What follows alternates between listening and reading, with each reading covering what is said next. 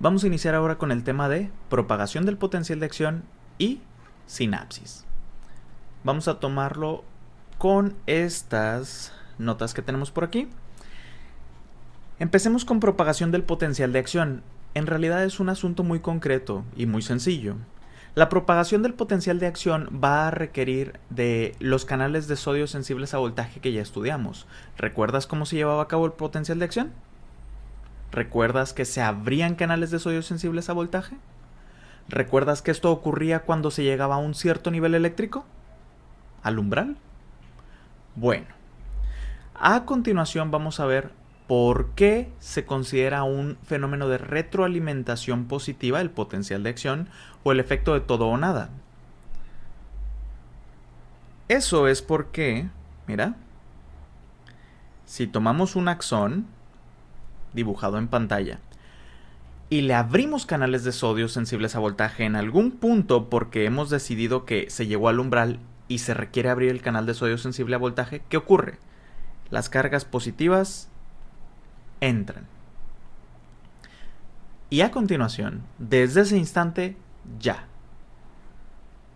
Esos canales de sodio sensibles a voltaje metieron una corriente eléctrica positiva que despolariza la porción de la membrana que se encuentra a un lado, abriendo más canales de sodio sensibles a voltaje que permite que entre una nueva carga positiva, que luego despolariza la región de la membrana que está al lado, que abre más canales de sodio sensibles a voltaje, y eso pasa de nuevo, de nuevo, de nuevo, y esa es la forma en la que se propaga el potencial de acción.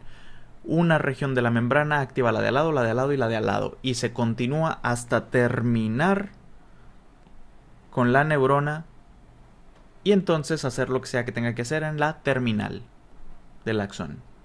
Sencillo, ¿no? Bastante sencillo. Entonces, esto es la transmisión de la corriente eléctrica a través de la membrana, la transmisión del potencial de acción, la propagación.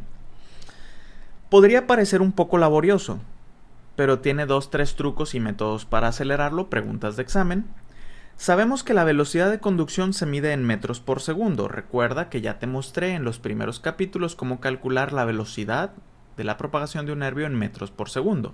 Más adelante te mostraré la velocidad en metros por segundo de cada tipo de nervio en específico, las clasificaciones y cómo saber si se encuentran bien o dañados. Para hacer que avance más rápido la propagación existen algunos trucos, existen algunas características. Evaluaremos para esto la constante de tiempo y la constante de longitud. Tendremos un apartado para hablar sobre la constante de tiempo y longitud, pero primero quiero que te quede bien sencillo, bien clara la idea de que será más rápido cuando una fibra nerviosa sea más gruesa y más mielinizada. ¿Por qué? Al ser más gruesa va a tener menor resistencia, es como un cable más grueso que permite el flujo más rápido de la corriente. Y al estar mielinizada, lo que va a ocurrir es lo siguiente. Al estar mielinizada, imagínate que yo pongo una capa que cubre un fragmento del axón, y entonces no se va a distraer o no se va a tardar en pasar el impulso eléctrico de aquí a la región inmediatamente adyacente. Va a entrar una carga eléctrica que va a impulsar o activar un canal de sodio sensible a voltaje hasta acá, hasta que termina el nodo de mielina, hasta el siguiente espacio vacío. Eso hace que en vez de seguir así como brinquito, brinquito, brinquito, brinquito, lleve a cabo algo llamado conducción saltatoria. Exacto, el espacio donde no hay mielina,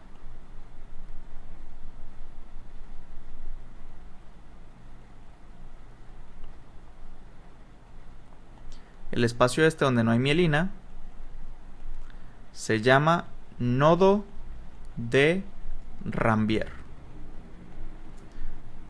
Claro, tiene que haber nodos de Rambier porque si tú llenas todo de mielina, pues no va a poder con un solo impulso de unos canales de sodio sensibles a voltaje llegar hasta el final. Necesita reforzarse.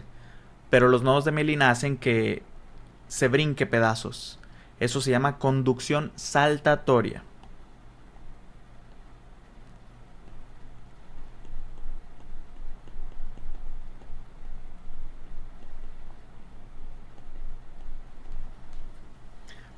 Muy bien.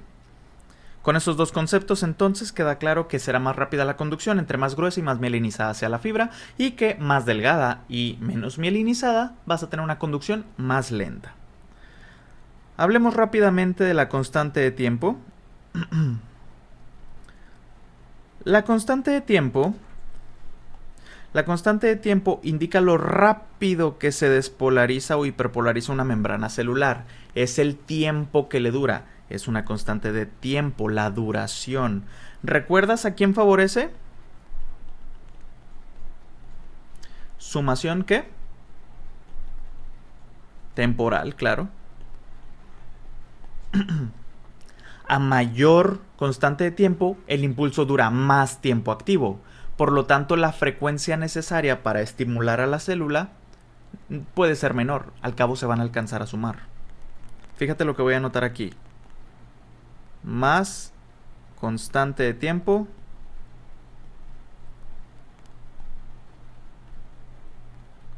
permite que se sumen cosas aunque tengan una menor frecuencia. Anota eso por ahí muy bien. Más constante de tiempo, duran más tiempo. El impulso no tiene que ser tan en corto, tan ya de volada.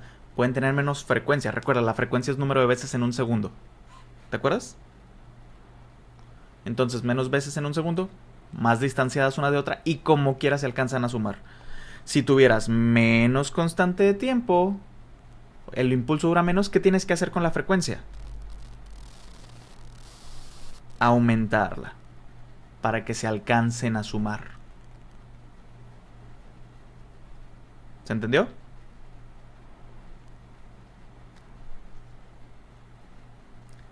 Lo recalco ahora con un ejemplo.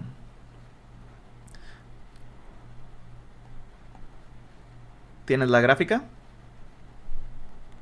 Imagínate que los impulsos que quieres usar para llegar al umbral duran esto. Y aquí tienes un segundo.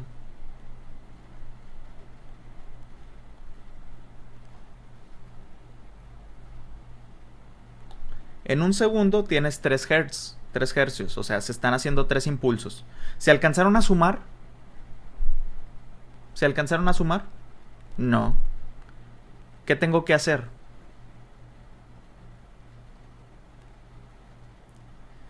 Si duraran más tiempo, si tuvieran mayor constante de tiempo, sí se alcanzarían a sumar. Más constante de tiempo permite menor frecuencia.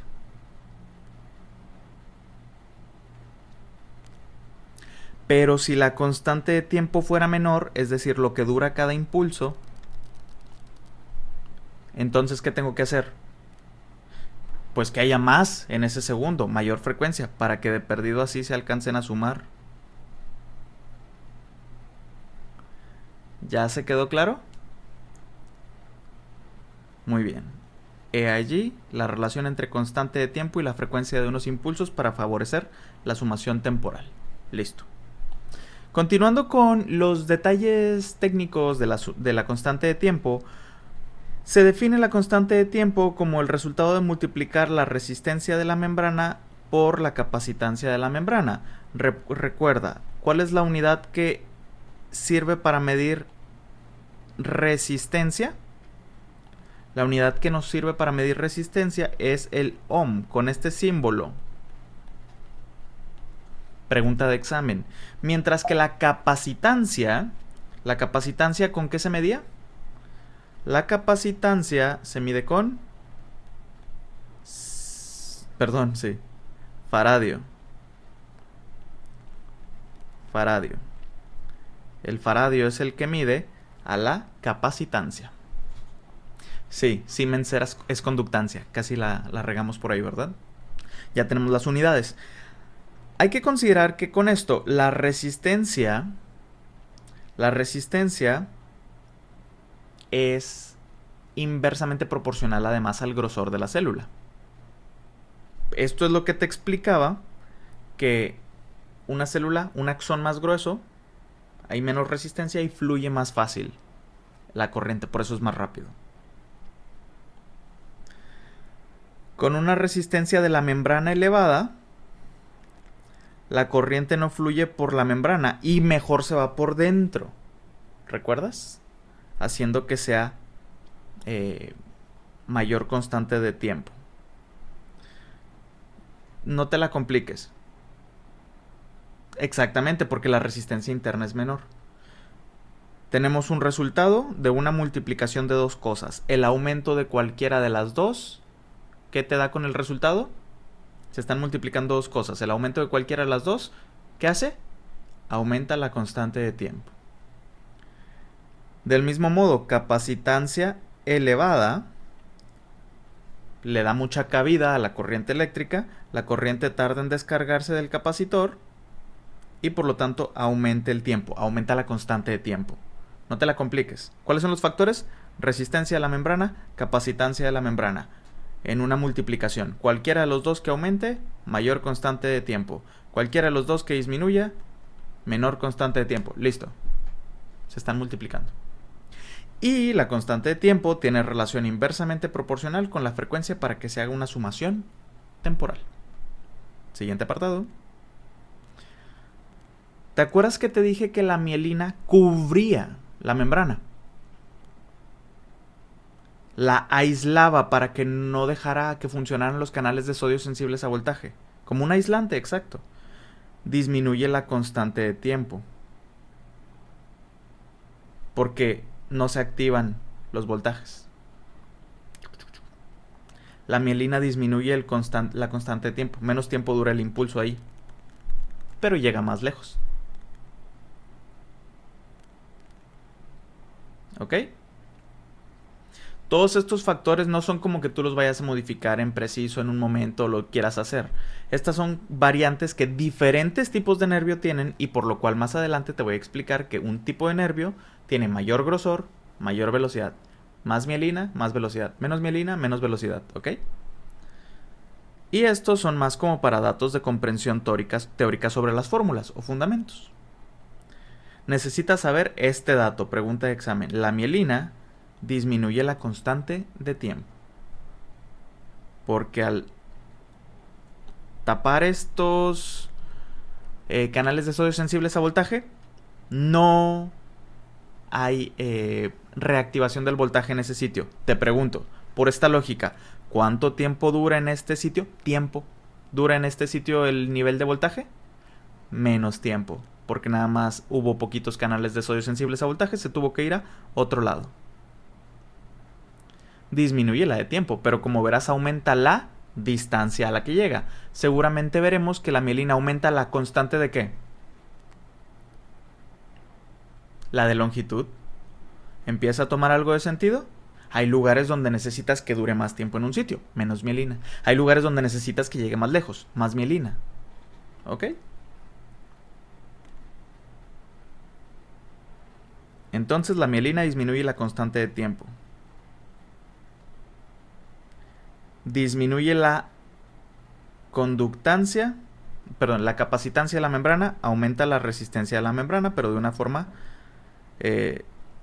desproporcionada que de todas maneras disminuye la constante de tiempo. Ya quedó.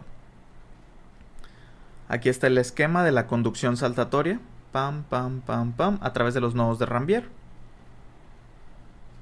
Y ahora podemos hablar de la constante de longitud. La constante de longitud que, vamos a ver un detalle por aquí. Muy bien. La constante de longitud, recuerda, ¿a quién favorece? Favorece a la sumación espacial. Mayor constante de longitud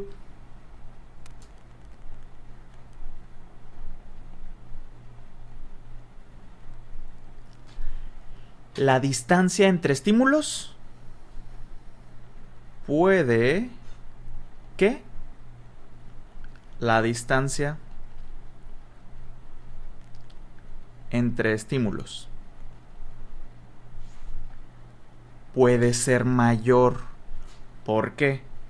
Imagínate que tienes ahora, no sé, un axón de una neurona. O un pedazo de neurona, así una superficie de neurona, donde le llega un impulso por aquí y otro impulso por acá. ¿Crees que provoque que esta neurona se active y haga lo que vaya a hacer? No lo sé. Digamos que esta neurona solita no lo lograba. Esta neurona solita tampoco. Juntas sí podrían. Entonces, imaginemos que el nivel eléctrico, el impulso eléctrico de esta neurona hace este voltaje es polarización, pero aquí se acaba. Y esta así. Llegaron de aquí a aquí, de aquí a aquí. La longitud que pudo recorrer el impulso, la distancia que pudo recorrer el impulso está muy chiquita. ¿Qué tendría que pasar? O acerco los estímulos para que se alcancen a montar, o aumento la constante de longitud. Si yo le aumentara la longitud, la distancia a la que llegan, llega más lejos. Llega más lejos. En este punto se montan una en otra. El pico eléctrico sería evidentemente más alto, ¿verdad? Si entonces yo tengo más constante de longitud, puede estar mayor la distancia entre los estímulos. En cambio, si hay menos constante de longitud, como el dibujo inicial, no llega tan lejos el impulso, tengo que disminuir la distancia entre los estímulos para que se alcancen a fusionar. ¿Me explico? ¿Quedó claro?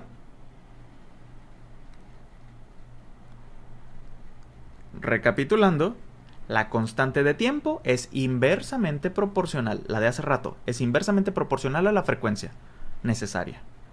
En cambio, la constante de longitud es directamente proporcional a la distancia a la que puedes poner un estímulo de otro.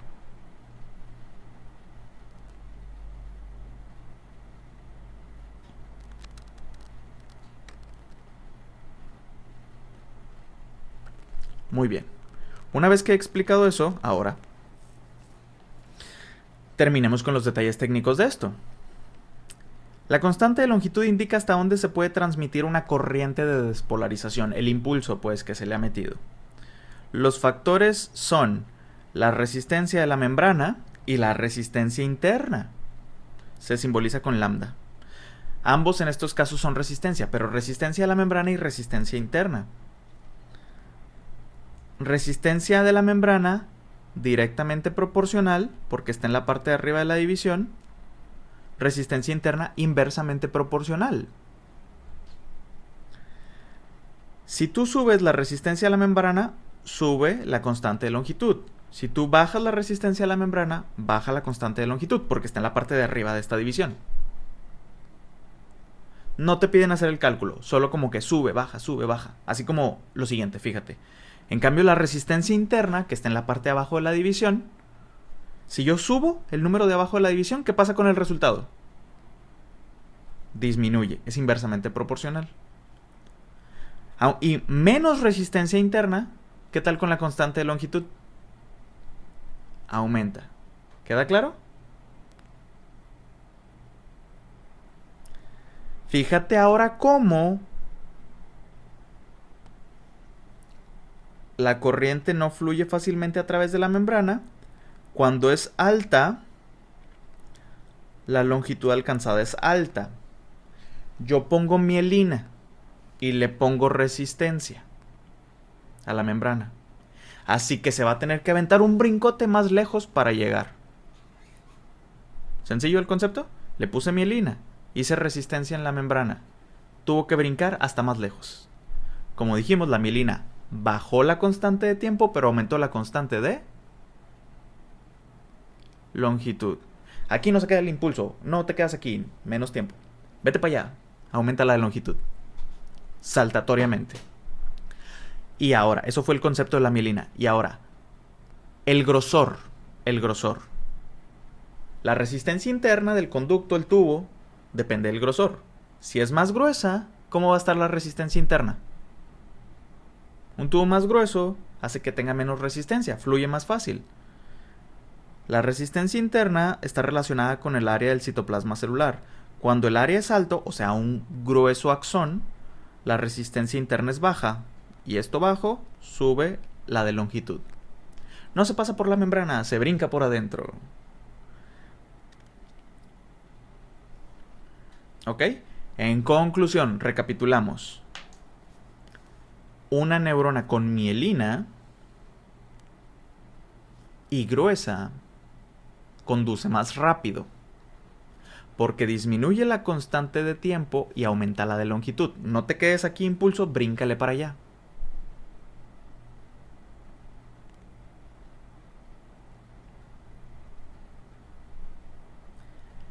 En cambio, recuerda, la resistencia es mayor si el axón es delgado.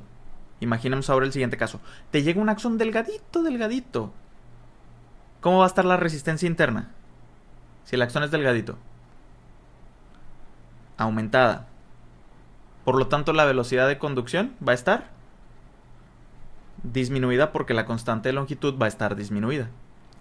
El llegar más para allá va a estar disminuido. Ya, excelente, excelente. Aquí está ese detalle. El aumento del diámetro del nervio aumenta la constante de longitud, porque disminuye la resistencia interna y aumenta la resistencia a la membrana. No hay una situación ideal.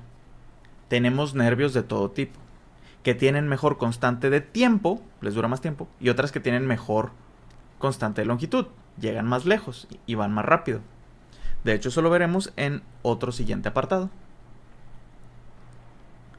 En resumen, un nervio grande y mielinizado es más veloz. Un nervio amielínico y delgado es menos veloz. Con esto terminamos la aclaración de las fórmulas de constante de tiempo y constante de longitud y cómo se relacionan. Una recapitulación rápida. Recuerda, no tiene mielina y es delgadito. El impulso dura mucho tiempo aquí, saltando entre todos los canales de sodio sensibles a voltaje despejados y no puede fluir por el interior porque es delgadito. Más constante de tiempo, menos constante de longitud, además la fibra es lenta. Fibra gruesa y con mielina puede fluir por dentro, batalla para fluir por fuera por la membrana, entonces aumenta la resistencia de la membrana, baja la resistencia de adentro. Además tiene que hacer conducción saltatoria, ¿ok? Menos constante de tiempo, el impulso se queda menos tiempo aquí, pero va más lejos. Aumenta la constante de longitud, fibras más rápidas. ¿Ya quedó claro?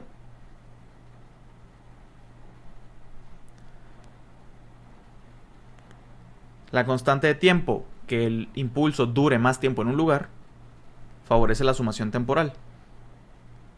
Más constante de tiempo, permite menos frecuencia. Menos constante de tiempo, necesitas más frecuencia.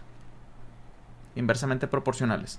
Si tuviera el impulso así que dura mucho, podría nada más poner 3 impulsos en un segundo y se alcanzan a sumar.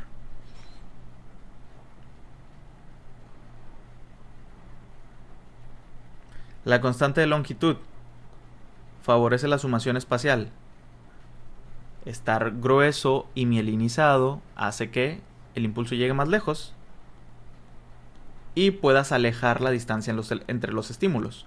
Pero si tuvieras menos constante de longitud, tendrías que tener menos distancia entre estímulos para que se alcancen a sumar. ¿Ok? Datos teóricos que hemos recolectado. La mielina disminuye la constante de tiempo, aumenta la constante de longitud.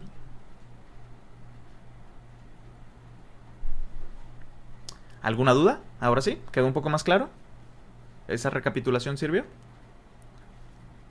Ahora sí, concluimos.